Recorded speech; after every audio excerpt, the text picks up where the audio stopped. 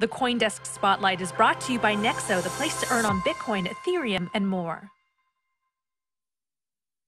All right, let's check in with CoinDesk Global Policy and Regulation Managing Editor Nick Day, who's also the editor of CoinDesk's The State of Crypto newsletter. Good morning, Nick. So the Senate, a subcommittee, held a hearing on stablecoins, and it was a little more contentious than the last hearing. Yeah, good morning. Yesterday, Senate Banking Committee held a hearing on stablecoins. They brought in Dante Disparte from Circle, as well as Jay Massari of Davis Polk, to talk about the potential benefits and use cases for stablecoins, and brought in Alexis Goldstein and Professor Hilary Allen to talk about the concerns they see in this industry. And it was a pretty short hearing. It was less than 2 hours long, but as you said, it was pretty contentious. There was a lot of concerns expressed about everything from consumer protections to financial stability risk to concerns that there might be a bank run on stablecoins, and some of the largest stablecoins out there right now will not be able to meet the demands should there be more than 10% or 20% redemption requests. Mm-hmm. In terms of critics, we do have a clip of Senator Elizabeth Warren of Massachusetts, who is probably the biggest skeptic. Let's have a listen. Stablecoins have no regulators, no independent auditors, no guarantors, nothing. And they are propping up one of the shadiest parts of the crypto world, the place where consumers are least protected from getting scammed. Our regulators need to get serious about clamping down on these risks before it is too late.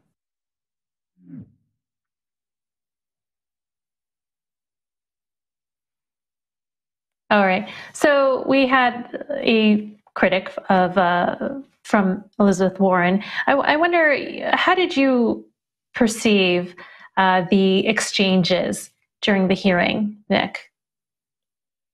I mean, a lot of it really was similar to what Senator Warren was saying. There were a lot of concerns expressed about, the lack of a federal regulator. And while some stablecoins are regulated at the state level, including Circle, which is one of the ones that was present yesterday and at last week's hearing, there are quite a few policymakers who are not convinced that the state framework is sufficient for something that is, as widely used as a stablecoin.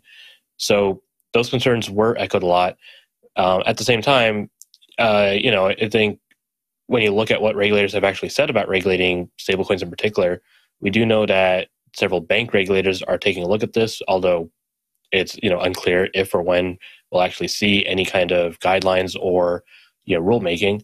And at the state level, I imagine they're going to want to continue to protect their jurisdiction over this industry, particularly at the money transmission level.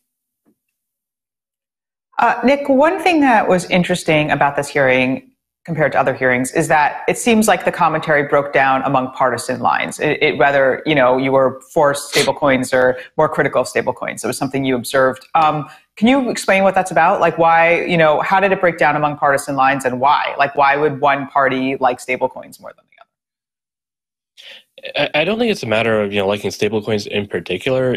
Yesterday, what we kind of saw was, for the most part, Democrats were expressing concerns about, as we said, consumer protections and financial stability.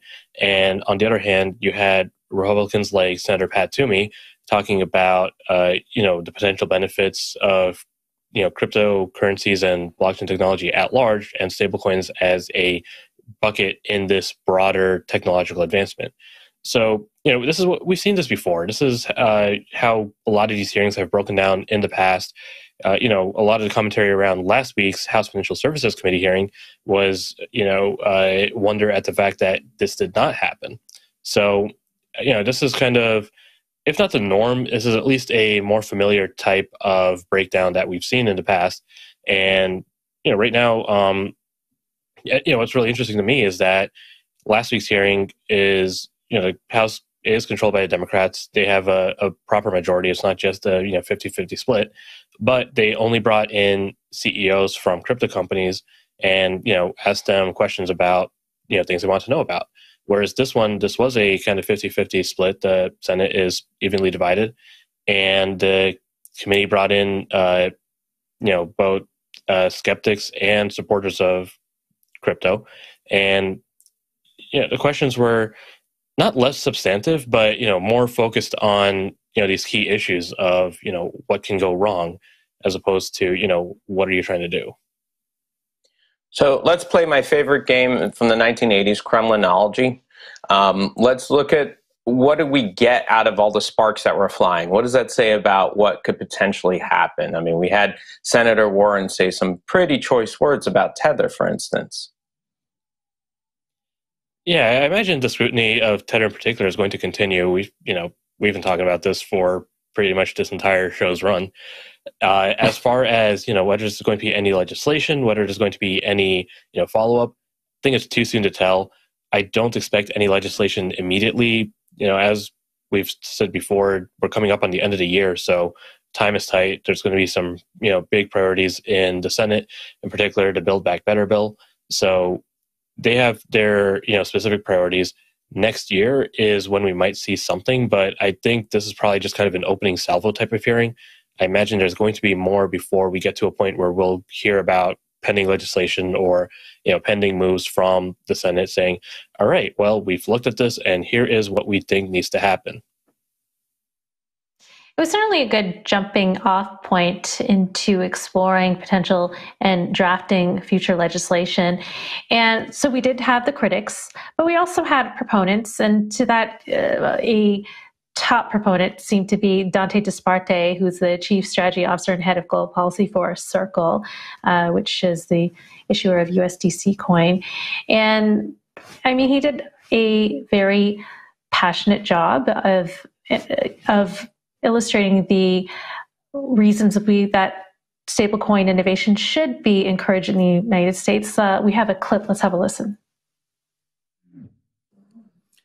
The advent of stablecoins, or what we like to refer to as dollar digital currencies like USDC, are an important innovation, enabling greater control over how we send, spend, save, and secure our money.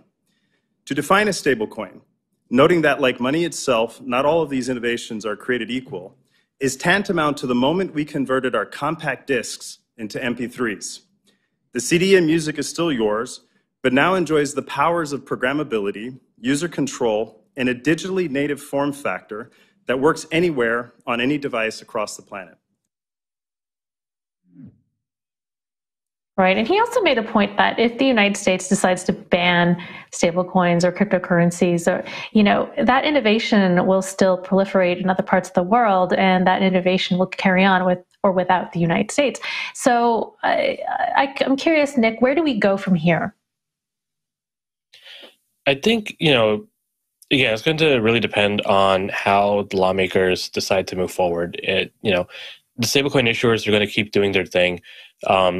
Dante Disparte noted that Circle's in the progress of trying to go public, so they're actually probably more tightly engaged with the SEC than your typical stablecoin issuer might be. But at this point, I really think that regardless of what stablecoin issuers decide to do, whether or not they decide to become perhaps more transparent about what the reserves look like, whether or not they undergo audits and publish those, I think really the lawmakers are going to come to their own conclusions about what they would like to see and try and either write letters to the appropriate regulators, whether that's the Treasury Department, whether that's the SEC or CFTC, or they're going to at some point just come together and say, okay, well, here is legislation we're introducing. We're going to try and get this passed, and we're going to try and get the president to sign this.